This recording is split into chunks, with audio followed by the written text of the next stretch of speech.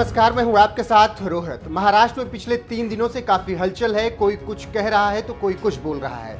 इसके साथ ही साथ कुछ लोग ऐसे भी हैं जो बहती गंगा में हाथ धो रहे हैं, जैसे कंगना रनौत, जिनका महाराष्ट्र सरकार से 36 का आंकड़ा रहा है।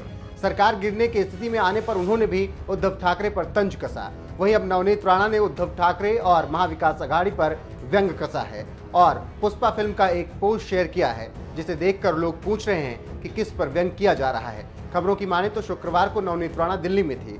एनडीए की राष्ट्रपति पद की उम्मीदवार द्रौपदी मुर्मू ने इसी दिन अपना नामांकन दाखिल किया। निर्दलीय सांसद नवनीत राणा भी इस मौके पर यहां पर मौजूद थी। संसद पहुंचने पर उन्होंने मीडिया कर्मियों को एक खास पोज में तस्वीर दी। ये फिल्म पुष्पा का मैं झुकेगा नहीं वाला पोज था। इसे महाराष्ट्र के मौजूदा राजनीतिक संकट के साथ जोड़कर देखा जा रहा है। जानकारी देते चले कि महाराष्ट्र में अजान विवाद के बीच नवनीत राणा और उनके पति रवि राणा ने उद्धव को हनुमान चालीसा पढ़ने के लिए कहा था, जिसके बाद काफी विवाद हुआ और पुलिस ने पति पत्नी को गिरफ्तार कर लिया था, जो अब जमानत पर हैं। इसी घटना के बाद नवनीत राणा सुर्खियों में आ गई, लेकिन जेल से बाहर निकलने के बाद भी नवनीत राणा के तेवरों में कोई भी बदलाव नहीं दिखा।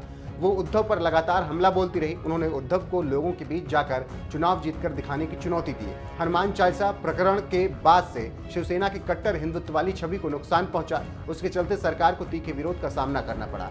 शिवसेना के बागी विधायक एकनाथ शिंदे भी कह चुके हैं कि एनसीपी और कांग्रेस के साथ गठबंधन वाली महाविकास आघाड़ी सरकार में सबसे ज्यादा नुकसान पार्टी को हुआ।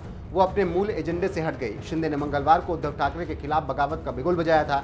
हाल में नवनीत राणा ने उद्धव ठाकरे पर तंज कसते हुए कहा था कि उन्होंने 11 बार हनुमान चालीसा का पाठ किया ताकि महाराष्ट्र को संकट से बचाया जा सके। उद्धव ठाकरे पर हमला बोलते हुए उन्होंने यह भी बोला कि यह सरकार तो अपने ही कर्मों से गिर जाएगी। नवनीत राणा ने आरोप लगाया था कि इस सरकार का जनता से संपर्क टूट चुका है। तो आप समझ सकते हैं कि क्यों नवनीत राणा ने व्यंग कसा है और निशाना उद्धव ठाकरे पर क्यों लगाया है। देखना होगा कि इसका जवाब शिवसेना अभी देती है या कुछ दिनों बाद।